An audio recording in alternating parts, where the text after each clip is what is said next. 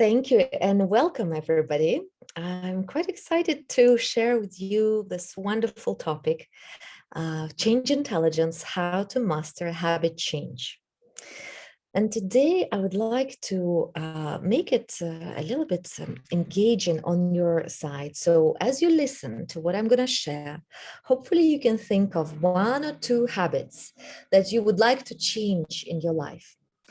And just to share a little background, I've done a lot of self-development, like many of you. And I found myself at some point going from workshop to workshop, from training to training, only to realize that actually my daily life has not changed. My behavior triggers and coping strategies were still the same. And many courses, although I knew about what they were talking about, I knew the topics, I knew how it should be, but something prevented me from actually changing my life, changing my habits. And later on, when I became a psychologist myself, I was curious about what drives the change.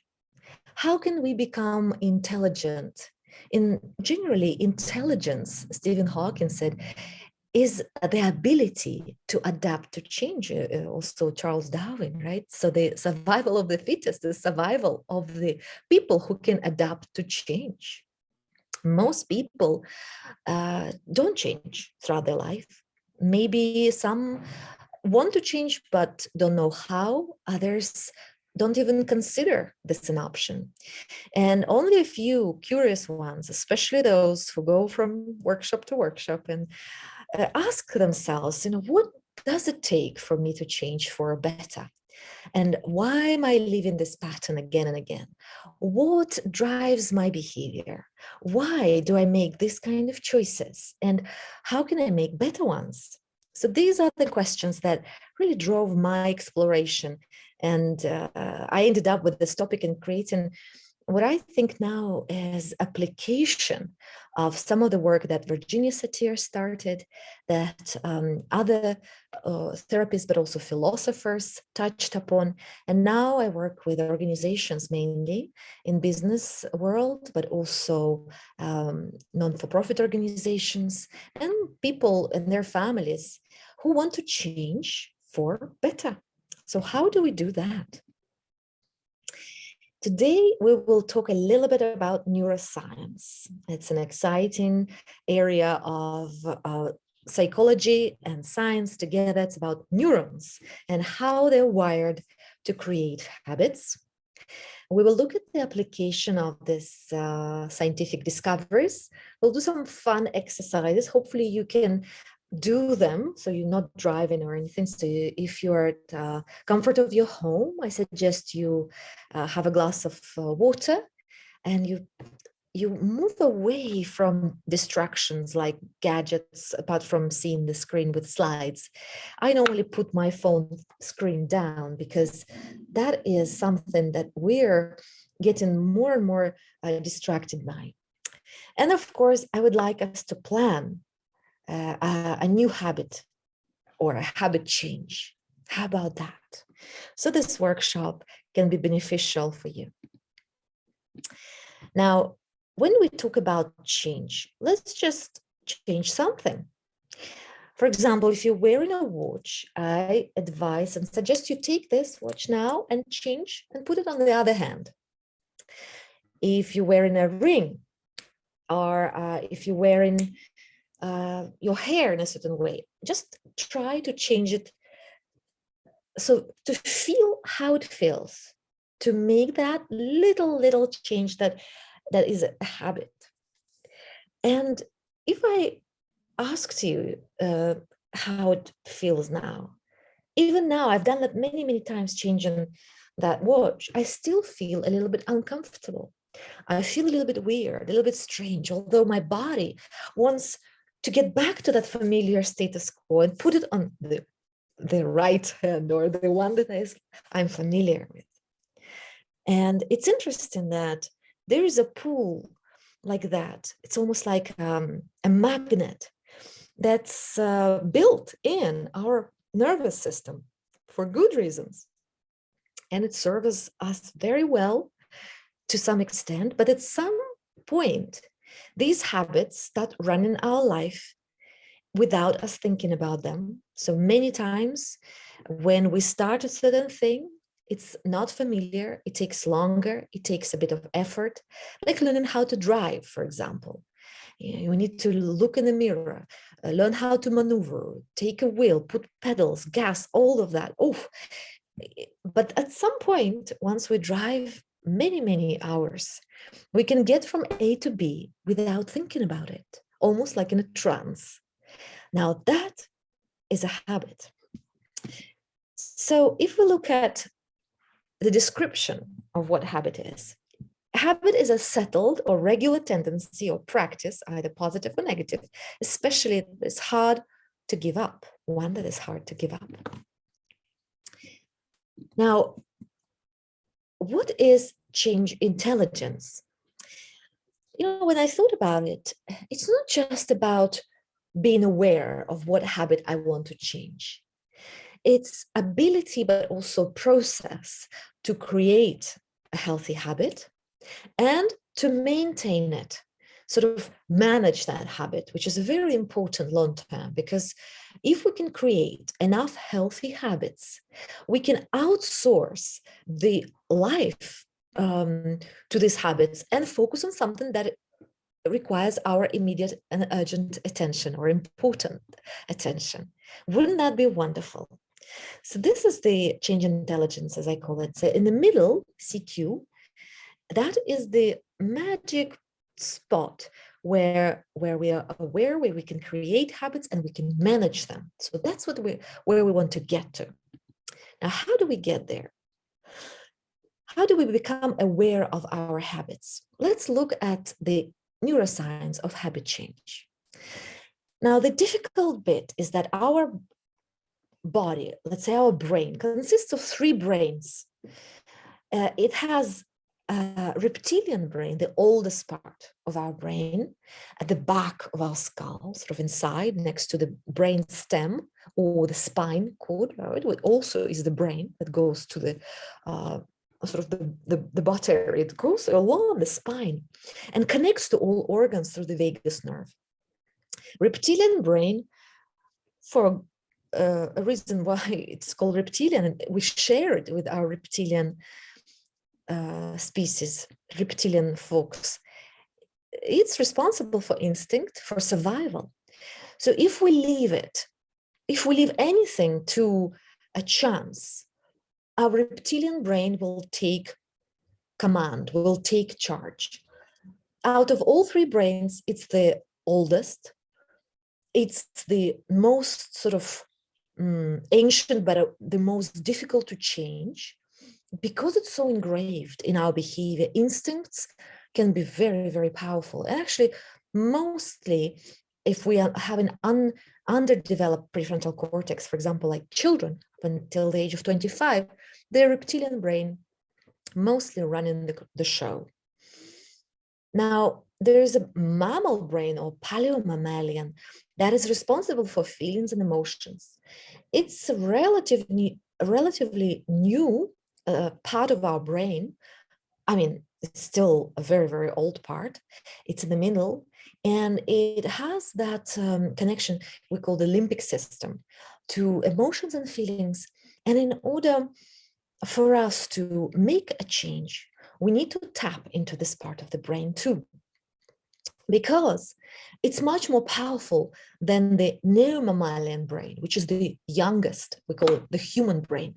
That's responsible for the language, for concepts, for artistic visions, for ideas, for communication. It has the executive function, the prefrontal cortex. And that is sort of the one that we want to train. And it's like an elephant and a rider. This is the rider. It wants to change. It has a lot of knowledge and concepts, but I know how to change the habit. We need to tap into all three brains of ours. And how do we create a habit and maintain it That's more important.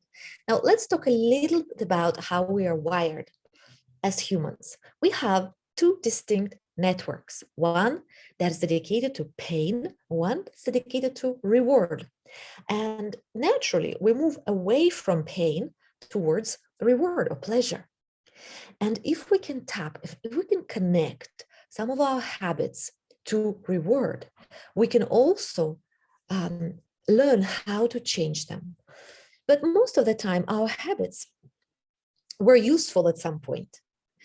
It's only when they are so autonomous and so dysfunctional, they may be traveling through generation, what I call it, when our ancestors had these habits, these patterns, these traumatic reactions to events, and then they passed on these events, or we were born with this memory, and it's connected to some form of pain, and the network gets overloaded. So we run that again and again and again. We get stuck in that pain network, and we don't know how to switch from that pain to reward network. And that's why we're trying to move away from pain, but we don't know how. And there are many things that are, at play here, but mainly what happens when we're under stress and experiencing pain. If we look under the microscope, there are hormones called adrenaline and noradrenaline that get produced together with cortisol. Now, adrenaline and noradrenaline, they're responsible for contraction of blood vessels. They restrict the access of oxygen and glucose to that neocortex, the new part of our cortex. We start seeing sort of tunnel vision thinking. We don't accept new ideas, and we have blocked creativity. So actually, to be in a pain reaction and stressful situation chronically can weaken our immune system and reduce neurogenesis, which is the rejuvenation of our cells, neuron cells. Now, on the opposite, health and pleasure and reward release different kinds of hormones, namely dopamine and oxytocin. The release of dopamine is the feeling of like pleasure and motivation. It's a wonderful hormone. We experience it in many different circumstances, but a lot of it is produced when we experience good moods and pleasurable moments. Or a release of oxytocin. That's when we have the dilation of blood vessels and more oxygen and glucose get to neocortex. So actually, it's a very healthy thing. Now, how do we get to that pleasure? Not the guilty pleasure of like sugar and drugs, because this is also the extreme version of pleasure that people are trying to run away from pain into something that can soothe or mask this pain. So how do we create healthy pleasure circuits in our brain? Now, the good news is that we have this ability called neuroplasticity, and that is our ability to change and carve out new pathways in our brain with new thoughts and new skills developed. Through repetition and practice, we strengthen these pathways and we form new habits. Now, old pathways get used less and they get weaker and weaker, but we need all our power, willpower, and all our intention and motivation, because with repeated and direct attention towards a desired change, we all have the ability to rewire our brains physically and biologically. The structure of our brain can change and does change. We have a lot of interesting research done in the field of neuroscience. For example, there's a study done on London cab drivers and taxi drivers. In order for them to pass a test, they need to learn by heart all the roads in London. And there were some new students at the age of 64 and later.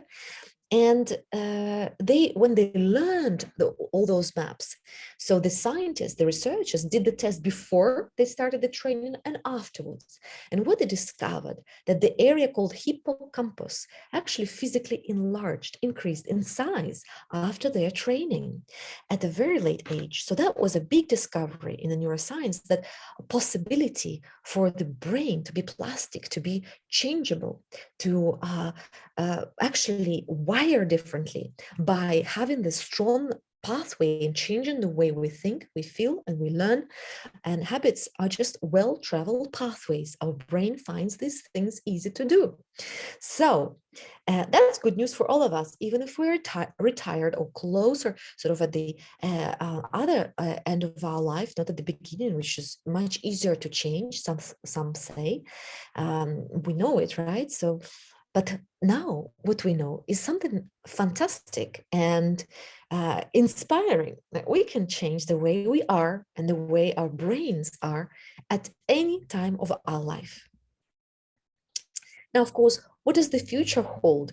We need to take that into consideration. Of course, we will have increased technological advancements and more changes at work and home because of the pandemic or a new changes in the way how we work. More demands on our brain will continue to drive that thirst, that hunger for immediate gratification and expectations. Expectations are high, especially in the Western world, with technology being available, with gadgets being available. But how is our poor brain adjusting to these changes? Well, not so well. Because of the overwhelm and because of those three different brains, the reptilian and mammal brains are not very good at adjusting. And we see that in our statistics. According to the World Health Organization, more than 120 million people suffer from depression, for example, and more than 52% worldwide have divorce rates in different countries.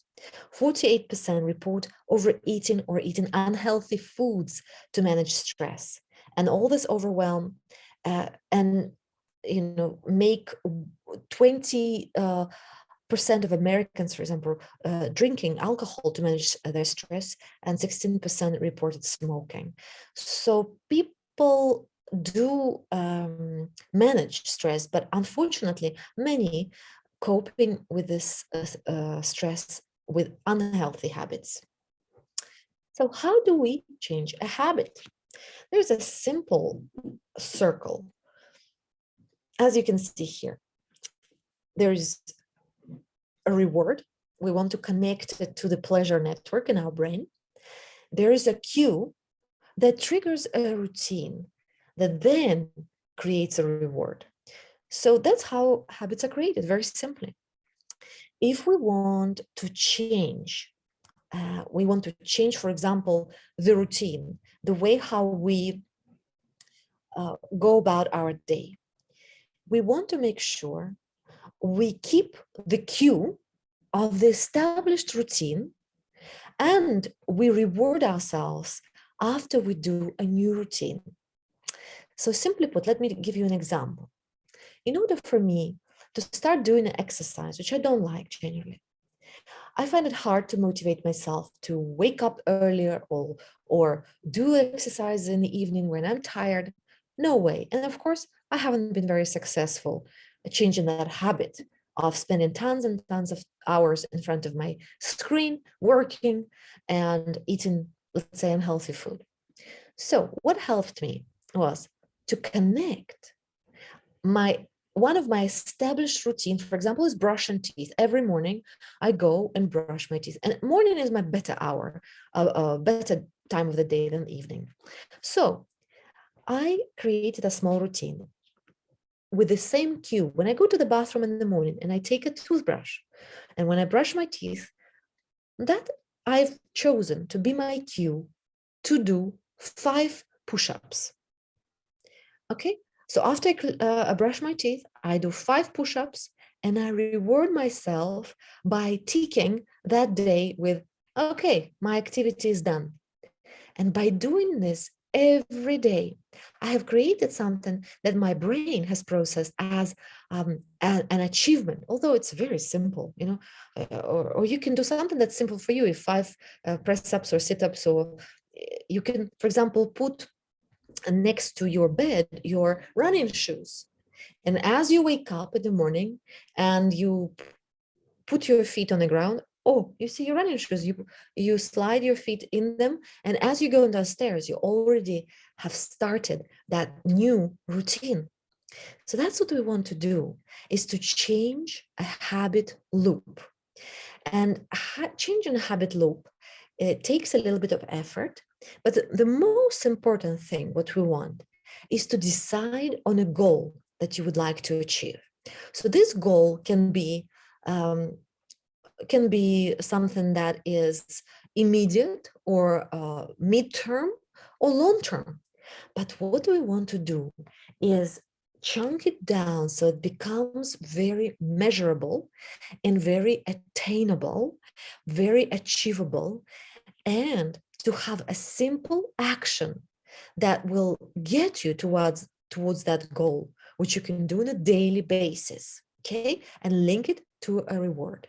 So if, for example, your goal is to I don't know, lose 5 kilos, then the simple action that will get you towards that goal is to do, for example, 15 minutes a day exercise in the morning or in the evening, connecting to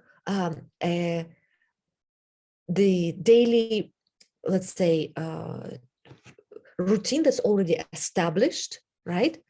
And link it to a reward. For example, if I do a full month, or better 2 months, because some researchers say we need 66 days in order to have the habit established. Some say 21, but what I've seen in practice of my clients, 21 days is a good cycle of 3 weeks required to break the old habit. So to stop it, in order for us to establish and log the new routine, the new habit, we need at least 66 days, like 2 months time, even a bit more. And some say, yeah, 10 weeks. So that would be fantastic, 2.5 months, 3 months. The longer we go with the habit, the more engraved it will be. So if we want to have a new healthy habit, let's aim for 3 months. And whatever we can achieve towards that goal, we can chunk it down to a simple action that we can do every single day.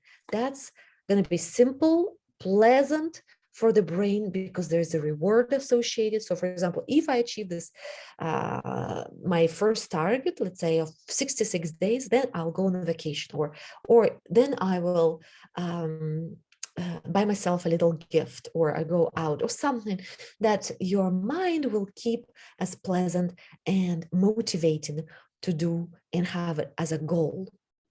A goal as a reward goal, right? So we want to tap into that reward network in our brain that helps us seal that juicy kind of hormone called dopamine to be produced, so that we feel good and we can do it again and again and again.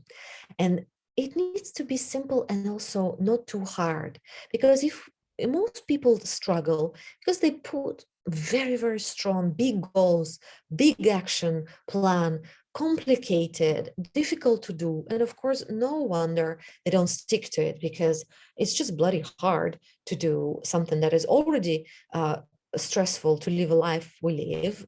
And we just want to make something simpler, something easier, something pleasant, something joyful. That's what we're looking for. Then we need to plan when and where you will do your chosen action. So that needs to be specific. You need to choose a place where you're gonna do that exercise, or if you want to drink more water, you need to find when you're gonna be. For example, what I did at the beginning, I didn't drink enough water, and I realized that I was dehydrated. So I made myself a very interesting challenge to change a habit loop. Every time I noticed my breathing, I reached out to make a sip of water. Then when I had that created, the loop created, I added even more. Every time I noticed my breathing, I would have a little smile, so I could feel better and sip a glass of water. Then you can have a compound effect, like sort of a build-up. Once you have one routine established, then you can add a little more. Okay, once I notice my breathing, I sip some water. I make a little smile and I stretch. my body out. Okay. And that's how healthy habits then get created, because once I feel good and my endorphins are started flooding, then I feel, oh, actually, it's working. I remember water. I've connected it to something pleasant, smiling, feeling good, healthy, positive thoughts, stretching, and yeah, just feeling good about remembering and achieving that little goal. Now, fourth point on this change your habit loop, as you can see, every time you encounter that time and place, do the action. So for example, every time I go to brush my teeth, afterward I do 5 push-ups, even not just in the morning, but in the evening, or if I brush 3 times a day, I start doing it. So the habit needs to be together with the cue. And when there's a cue, there's also like a Pavlovian reflection, sort of reflex. Then it's like a cue, a routine, and then a reward. So it could be like a reward could be a little happy dance, or a lot of smiles and hugs when you feel good. And continue for this habit loop for 10 weeks and see how that little one change changes the whole life of yours. Because if we change only 2 millimeters now, at the beginning of our flight, let's say, the trajectory of our plane, by the end of our journey, because we took a slightly little a change in direction, we will get to a completely different destination. So as we live our life 5, 10, 15, 20 years, 30 years from now, that little seed of healthy habit might give us more years of our life, more healthy, happy years of our life. And that's what motivates me when I make a change of a habit. It's not now that I'm thinking about. Of course, now it may be not comfortable, not so pleasant, not so rewarding. But if I start thinking about 30 years from now, what this little habit will give me, and I use my self-motivation to imagine myself being healthier, having that ability to travel, having my body in a better state so I can actually have a more thriving life, have better quality of relationship, have better quality of life, living longer, healthier. And that whole longevity piece for me is very motivating. So recently I started a new change loop by having a swimming coach and a running coach and a nutritionist. And of course, this also helps. So having a social support system, doing this habit change together with a buddy or together with a friend, together with somebody, together with the team, when there's a responsibility and accountability and other people, social pressure, peer pressure is great for habit creation. So once we know, because we're social animals, once we know that there's somebody else together with me in the same pack, in the same team, and we're doing this not just for ourselves, but for them as well as for our children or grandchildren, we're showing them this new role model, new behavior, that I can actually make a change in my own habit. And by sharing that and claiming that, owning it, and announcing it, literally, when we make a change or wanting to make change, if we announce it to the world, there's an interesting pool, because then we feel a shame associated with what if we don't do it. Yeah. So we want to feel good. Remember the pleasure and reward network. We want to move towards pleasure, and we move towards pleasure when we feel good about ourselves, when others see us in a good light. So having that accountability body, announcing and proclaiming to the world on social media or to your friends, family, whoever can keep you accountable, is a really good thing that you can add to the repertoire, to this change of habit loop practice. So let's put this together. And I would like to spend some time actually going case study by case study and look at these examples of habits that you want to change. And the most easy mistake, I would say, the most common mistake that I see people make is either making their goal too big and then feeling scared the following day and not starting. So the beauty and the art is to start today. And then to keep it up, making sure, just print that habit change loop from the presentation, write it down, put it on a post note, put it in front of you. So wherever you decided to make that change happen, the place and the time, schedule it in your calendar, put it in a place where you're going to do it, and make sure you do it every day, starting from today or tomorrow morning. But today is better because tomorrow morning your unconsciousness then kicks in, and then that whole sleep changes the way who you are. In the morning we're a different person. Every day we're a different person. The mood changes, the hormones change depending on how you sleep, depending on what you eat, etc. So the earlier you make this change, the better you will feel, because you will feel, oh, I've done that. And there's another study done. So once we invest in the start, once we start the ball rolling and make a first step, it's going to be much easier to put the whole puzzle together. Once you just make a little healthy click of a puzzle, like 2-3 pieces together, you will feel like, oh, I've already invested here. Why don't I just make a little more here, a little more here, a little more here? And you will be surprised how little steps, those 2-millimeter steps towards a different direction, can change the landscapes, can change this whole territory and the map of your reality, the territory. The whole puzzle will be different. So I invite you to make that little experiment, to experience and have a good team with you. If you have a team that you're part of at work, if you have a really good relationship with your family, if you have some friends, if you have any buddies, just invite them to do something healthy together, or just tell them, look, just been to this workshop and I've decided to change this bloody habit.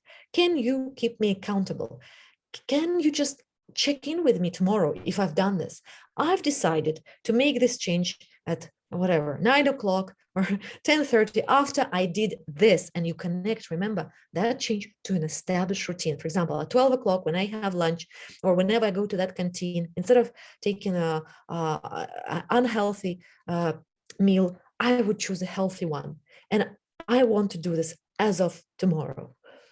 And see how it goes with your body, with your team, with your family member or friend helping you. Now, if you have any questions, find me on either Instagram at the.family.psychologist, or write to me at info@daryahaitoglou.com. Here's how my surname is spelled. It's great.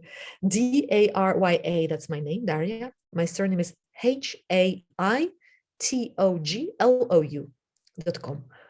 So this is a short but informative, hopefully, presentation for you to make that habit change. And remember, if you want to just make a little picture of this slide, to remember what are the 5 steps to change a habit loop. Decide on a goal that you would like to make or to achieve. Choose a simple action, number 2, that will get you towards your goal, which you can do on a daily basis, link it to a reward. 3, plan when and where you will do your chosen action. 4, every time you encounter that time and place, do the action. And 5, continue for 10 weeks. So that is something that I invite you to do now. Let me quickly check. Do you still have your watch or ring on the other side, on the other hand, or not? Have you kept it, or have you switched it back? Now, if you kept it, well done. This is how we want to keep on going with our habits. We want to keep these new habits, but that could be also a trigger or a cue for you tomorrow when you wake up and you see your ring or your watch on the other hand, and you remember that workshop that you did the previous day about habit change. And that hopefully will cue you to do your new habit. Now, if you've swapped and switched back, I invite you to try again. You know, the difference between success and failure is just an extra stand up. So imagine, you know, a person goes, and then falls into a puddle, and then stands up again, falls again, stands up again, falls again. Most people, when they fall and they get tired and they stay flat because they feel like a failure. The difference between that and success is just one extra stand up. So one extra trial. And I invite you to just try again, to put that watch on the other hand and see what happens. How long can you keep it? That is a question I would like to ask. How long can you keep this new habit? So thank you very much for your time, for your presence. And I look forward to hearing from you how your new habits are created, maintained, and what else could you build as a new habit once you build your first one, the first new habit. Thank you.